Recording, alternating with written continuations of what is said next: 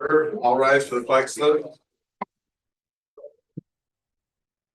I pledge allegiance to the flag of the United States of America, to the republic. Recording in progress.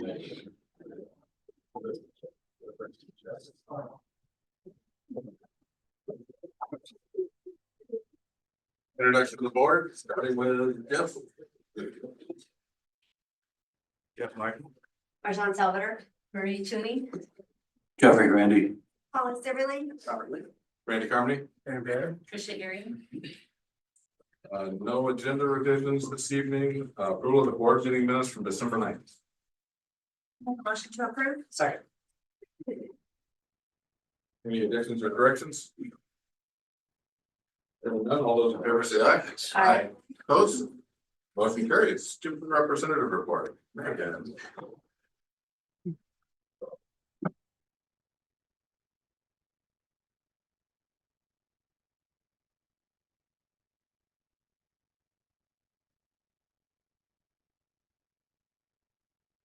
Hello, my name is Megan Hutchinson. I'm a sophomore and I'm on class council. I love all the opportunities that Sandy High School offers and I take advantage of several. This is my second year in leadership and I won Leadership Student of the Year last year. I have leadership roles in Drama Club, Key Club, and Mock Trial. Hence the outfit. She was rocking it down there just a few minutes ago, just so you know. Rocking it. I was on varsity cheer last season and I'm currently on competition cheer. Our next competition is Sunday. I'm also a writer for the Pioneer Press, the school newspaper. Thank you for the opportunity to share an update from student leadership. I would like to start by thanking all of our board members for your dedicated service, commitment, and contributions to the Oregon Trail School District. We had a busy December with our canned food drive. Along with the canned food items from the elementary, middle, and high school, the high school collected over $700, which was donated to the Kiwanis. Winter Formal is just under 2 weeks away. Our theme this year is Night New York.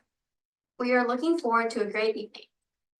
For athletics and activities, our cheer team competed in their first cheer competition last Saturday and placed third.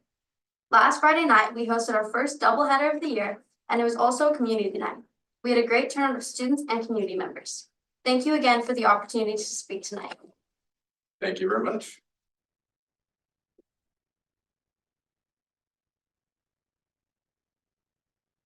Just so you know, the student body at Sandy High School got T-shirts for all of our school board members, so that's what. Superintendent's report, Aaron. Yeah, hey, so first things first, as many of you know that there's I didn't get here early enough to sign up. very intense firefight going on in California. And so I There just wanted should have to been give a yellow little bit of a cards shout at out that to first the table. folks, the men and Can you women give it down to there me? that are No. taking care of, helping to take care of all the citizenry there. We do have about 25 firefighters from our area representing Clackamas, Estacada, Lake Oswego, I believe, and Molalla. That are working with Clackamas County Fire. They sent, I think, six apparatus down there to try to help preserve what's left there, Pacific Palisades, Malibu, Calabasas area. So this fire is not much different than the 2020 fire that we experienced here. We had a lot of people that had a lot of loss, animals, homes, for better or worse, I think there were a few lives. And so this will be one of the worst disasters that I think we've ever seen in the state of California. And just want to recognize and honor the firefighters down there and then the law enforcement officers that are down there as well to try to help protect the citizenry from imminent theft, robbery, and other shenanigans that folks try to pull off down there. It's not a job I would sign up for. It's gonna be frank. I'm not the guy that can run into a fire, right?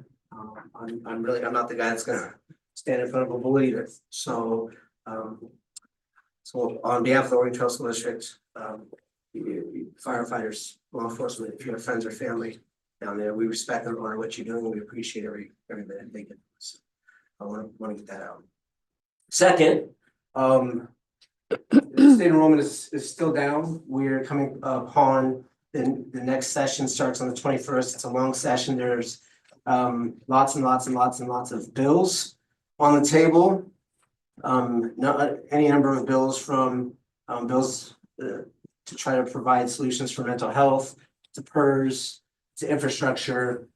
So this will be a long, hard I think, row to hoe between now and who knows? They try to get done in June, sometimes they don't get done in June. What does that mean for us? Enrollment is down, across the state, it's down in our district. If you take off the top, if you take the charter school enrollment off the top, I think we're under 3,900 students right now, right? And so, as we've talked in the past, students carry with them a certain weight, a membership weight, and every student, on average, for us, the agenda student carries about $10,000. Students with disabilities double that weight, so on and so forth. So enrollment matters. Tim's working hard on budget numbers, looking at what that enrollment might mean to us as we project what is to come. There's some base service level fixes that the governor tried to propose, $612 million, I think, or something like this. Larry or Tim can feel free to correct me.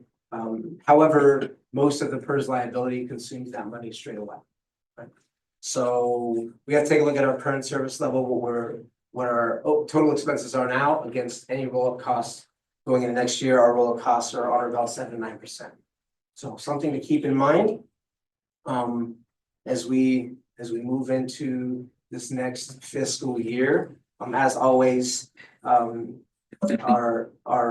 both of our membership groups have been phenomenal. They do a great job and work with us to mitigate any potential loss and to continue to advance our cause for kids. So we're not too concerned, but I don't see anybody adding any positions in the state of Oregon now into the future. And if you just keep your eyes on the media, there are school districts that are coming out with the extent and quantity of cuts that they will be having to make. And so we know we've heard everything in the state from 3 million to 15 million. And so that's something that we're facing as a state. And lastly, the high school students, to give you t-shirts, do we get right sizes? Do we know? Okay. Mr. Grandy's felt a little bit small. So I was making sure, want to make sure you got the right size. Right. Not big last year when you put on weight. I lost a bit of weight. And so the job these folks do for us, we greatly appreciate the support they provide for our community, for our staff. You enable us to do our jobs to the best of our ability within sometimes a context that can be a bit tenuous, right? We never know how the federal government, how the state government might impact our students on the ground. And I just want to thank you for definitely navigating that and allowing us to do our job, allowing our teachers and our classified staff to do the job that our students are deserving. So thank you for that. Any questions for Eric? Thank you. Citizens agenda, I'd like to remind the citizens they have 3 minutes to speak, starting with Emma. I would like to say that we did receive an email forwarded from you with the documents attached. I didn't have time to open the documents to look at them, but we did receive the forwarded information.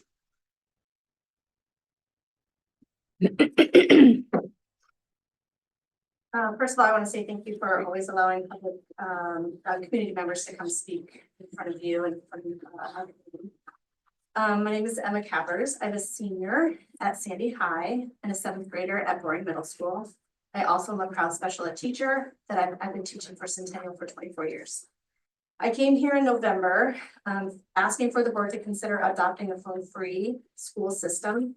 I'm here again with more information to compel the board to move forward. I did share, like you said, it's a folder that I had created from a variety of resources. So it's I added you as a viewer, so welcome to look through that.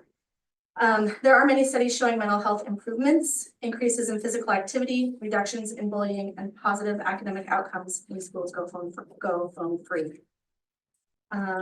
I'm willing to buy each and every one of you a copy of Jonathan Haidt's The Anxious Generation, if that is something that you guys are looking to read together, as if you are considering moving forward. He outlines 4 norms for childhood in the digital age. Number 1, no smartphones before high school. Number 2, no social media before 16. Number 3, phone-free schools. And number 4, more independence, play, and responsibilities. Much of this is necessary for us as parents to enforce Some of these things, it is difficult for us too. We have to change our own habits. And I recognize that in myself, in my family, and I know many parents in our community as well, do as well. So I'd like to invite us to start considering this together. I invite you to put together a group of community members and school staff to develop a plan moving forward. Thank you, appreciate it. B and Rogers, I think that's.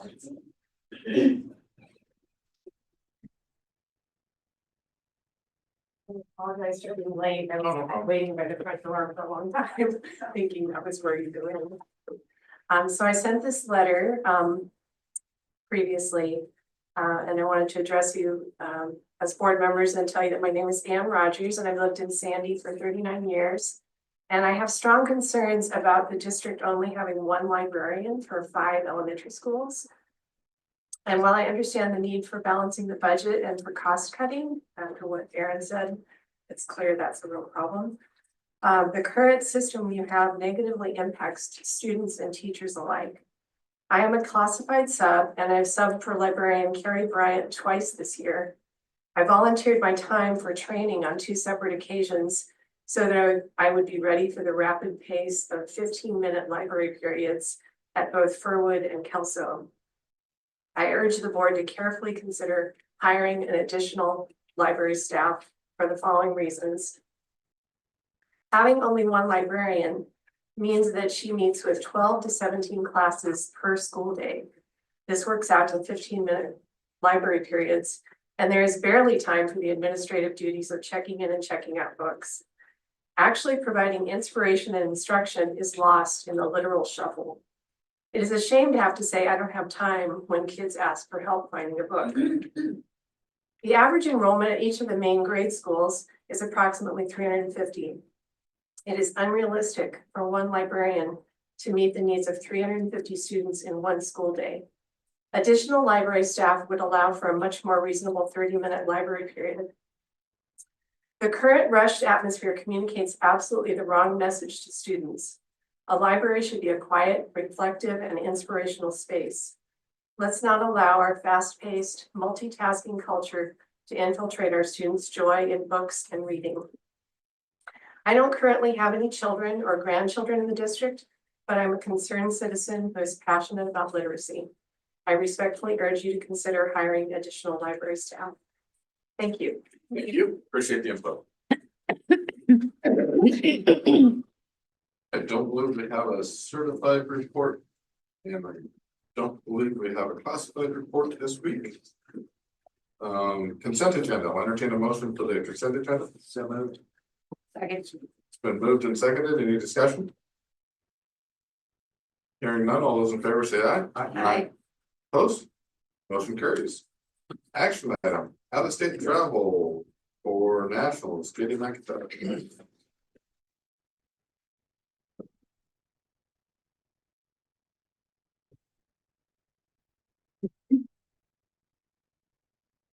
Hello, again, it's my yearly visit. I'm the advisor for the newspaper and yearbook at high school. And we try to take a yearly trip to Journalism Nationals put on by the National Journalism Education Association. And this year it is in Seattle, so we'll have to, of course, leave state. I've probably taken students on these things probably over 20 times. They're great experiences for the kids. They compete in contests and go to sessions and, you know, learn about things that they don't necessarily get here from me, and also augment things that I show them. Last year we went to Kansas City and took 7 kids there. 2 kids placed in the national writing contest, and our quiz bowl team made it to the final round. So kids had a great time, and I think they pick up a lot of stuff. They're really enthusiastic about going. We went to the state meeting in December, so they're quite a good group. There's 25 kids in newspaper and about 15 in yearbook. I'm not sure how many will go at this point, probably about a dozen. That is what usually goes. And since it's in Seattle, it'll be a little cheaper for them. So going. All costs are borne by the students. So we'll try to keep the costs down a little bit there. And yeah, that's my request. Questions? I'll entertain a motion to approve. Second. Been moved and seconded. Any discussion? Hearing none, all those in favor say aye. Aye. Opposed? Have a good trip. Thank you. Budget calendar, Tim. Greetings. As Superintendent Bayard mentioned, budget season's quickly creeping up on us again. It's an unforgivable relentless cycle.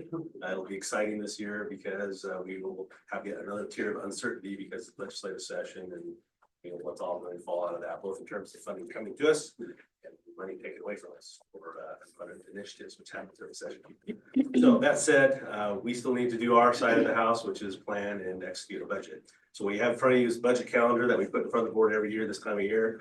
It's just to make sure that there's nothing on the calendar here that we're planning as far as budget sessions that conflicts with any things that the board has in place. And to get something in place now that we can publicize so folks can plan their calendars around it, whether it's budget committee or either or whoever else has got an interest in the budget. So that's just the things to point out. And most significantly, this year I have the budget committee workshop, which is kind of the state of the union, if you will. That's where we're going to look back, look at where we're at now, give a first look at what's coming. That's on April 1st. No pun intended on that one. And then the first committee meetings proposed for April 29th. And then obviously we schedule additional meetings if necessary as the process rolls out. So we asked the board to review this and approve it so we can publish it and let it be notified. Again, people interested in the process. No motion to approve. Is there a second? Second. It's been moved and seconded. Any discussion? I appreciate it first. I noticed it says 2024. Oh, did I miss one? Oh, yeah, of all the things I missed on this, 2025. The dates are right, heading is wrong.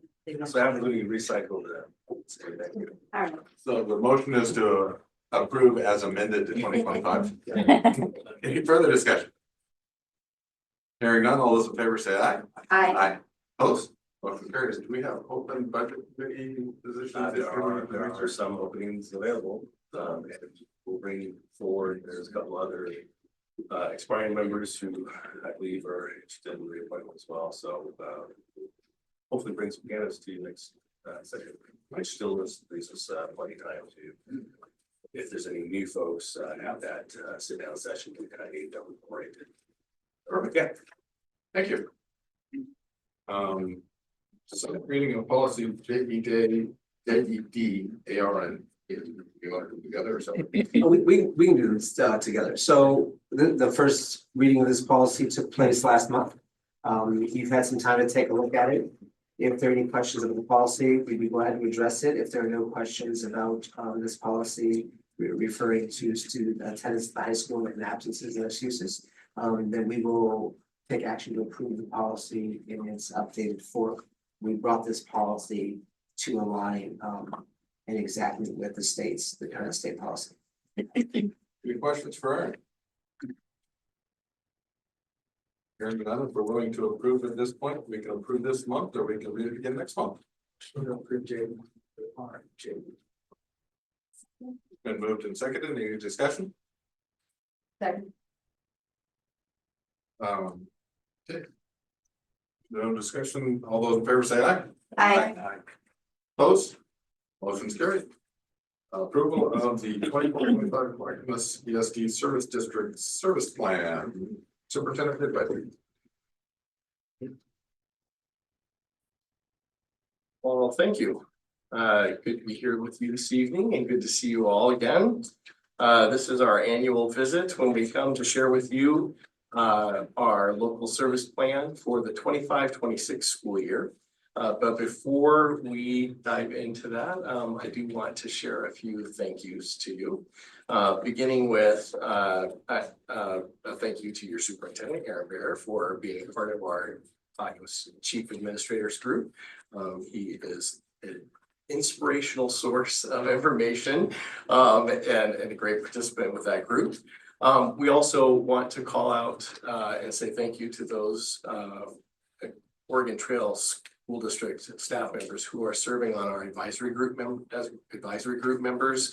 And those are called out in pages 10 and 11 of the local service plan that is in your work packet.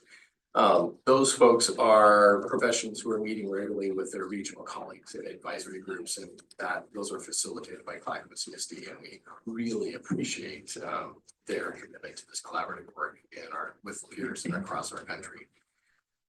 Not country, county.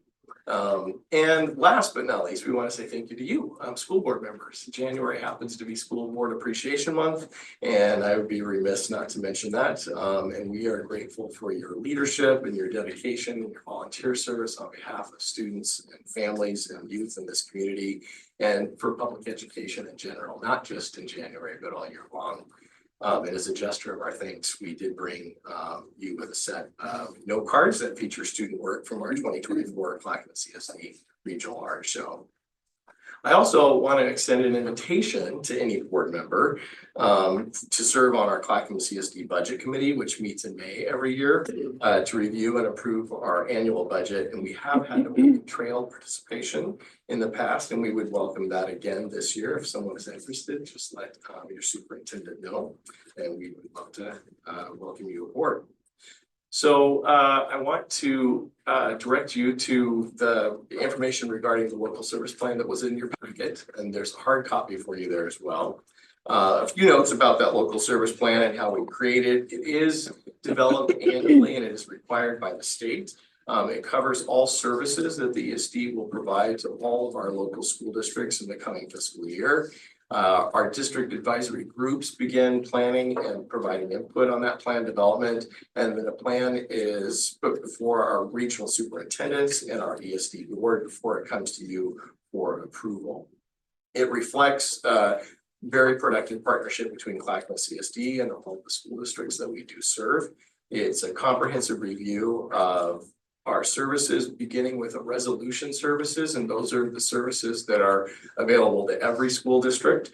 Those are in the areas of special education, technology, data support, teaching and learning support, as well as direct revenue that can be applied to ESD services of your choice.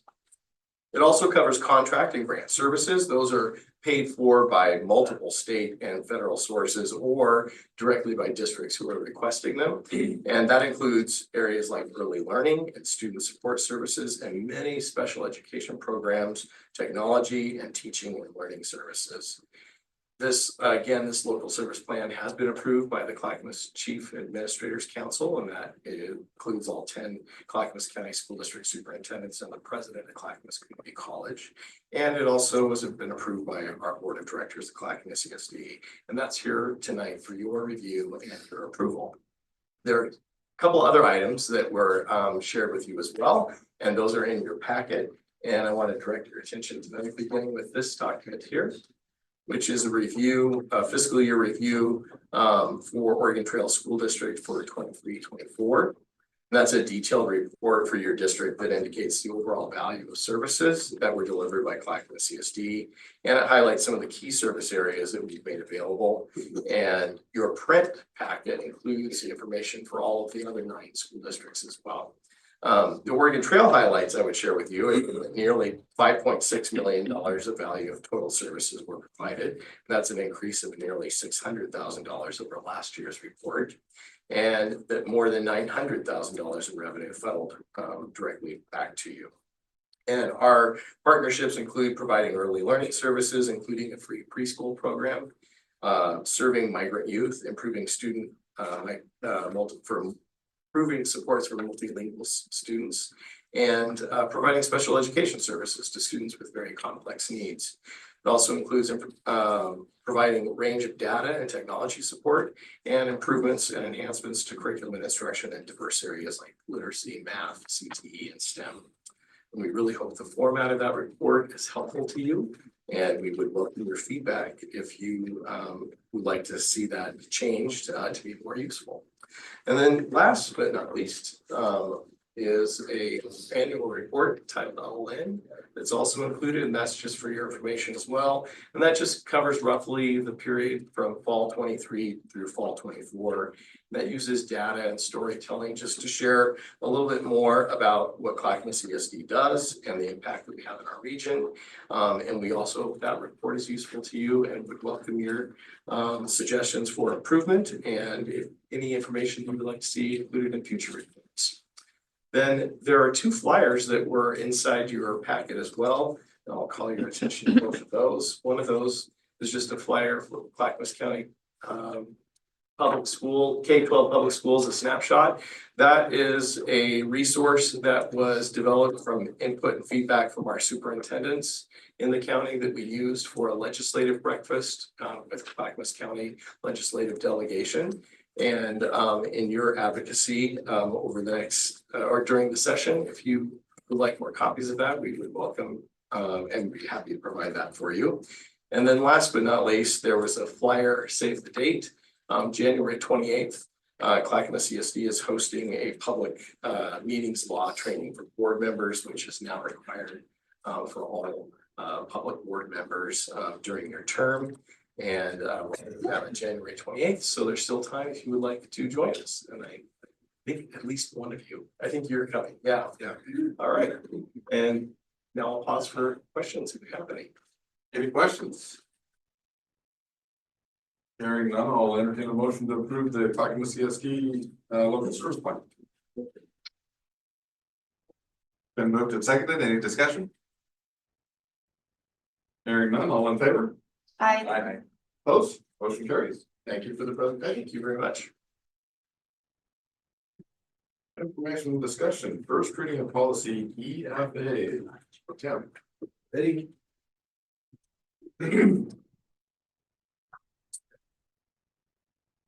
So policy EFA is the wellness policy. School district participates in the National School Lunch Program.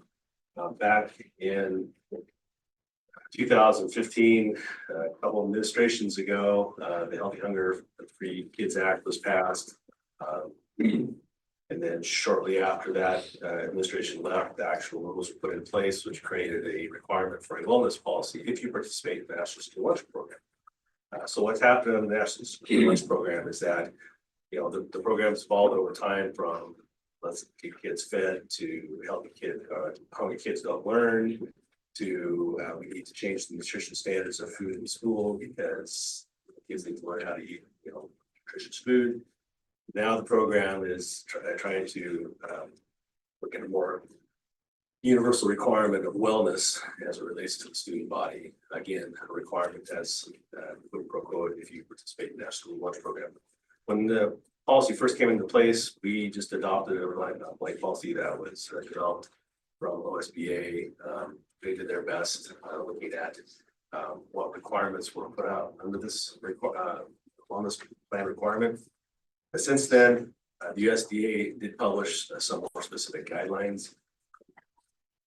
It has very specific elements that are required in those time guidelines that we feel that, you know, as you heard earlier in testimony about library assistants, you know, the time and our ability to we need to stay as focused as we can on the required programs to provide those in high fidelity, and the want to or like to programs. We, you know, have to balance that out against those other needs. And so our approach to this policy is we already covered a lot of this in our normal health and PE classes. We already have nutrition standards put upon us in the National School Lunch Program. So, you know, we're taking a very direct and intentional compliance approach to this. And so the policy that you see revised has specific bullets on it that address the specific elements that are required in the guideline. You'll see it's vastly different than what was put out previously. So much so that I didn't bother to strike out. I just struck out everything out. So we would invite the board to take a look at that. We have shared this with a parent group, we shared this with staff, and we're prepared to move forward on it. We do need to get something in place because we are going to have, we were lucky enough to have our 1 in 5 year monitoring last year, but apparently they don't do one every 5 years. It's 1 in 5 years. So now this is the first year of the next cycle will be picked again. So we're getting monitored. This is a policy that they want to see in place and functioning. And so we're not at such a point where I'm asking the board to forge ahead and approve it tonight. Please take a look at it and we'll go from there. got it in your packets, if you had any questions about it, I'd be happy to answer any of those. Any questions for Tim? Moving forward to policy BJV. DJB is a little bit more pragmatic policy, but we haven't changed our petty cash policy in almost since 2003. Inflation has increased since 2003. You can see last year statewide procurement thresholds went way up in recognition of that escalating costs. And so this is a policy on how much petty cash can be held in the buildings. And so we are simply asking to increase the threshold available for that for the convenience of staff purchasing, the more nuisance type of items and not having to go through the elongated process. We do have key cards and the purchasing cards in the buildings, so that takes care of a lot of things, but there's still a handful of items that out of convenience, we still let staff take care of vis-a-vis petty cash. But we estimate that by increasing the thresholds in place here, that if we just had the same types of purchases as we're having now, we would. So right now, once the petty cash is completed, they turn in the receipts, and they request a replenishment, right? We would cut that replenishment cycle in half if we just increased this. So it's as simple as that. It's a pretty straightforward policy. And again, not asking the board has to approve it tonight. It's at your discretion. We'll bring it back next month. Our next month. Any questions for Tim? Thanks, Tim. Thank you. First reading of policy JGAB, Katie.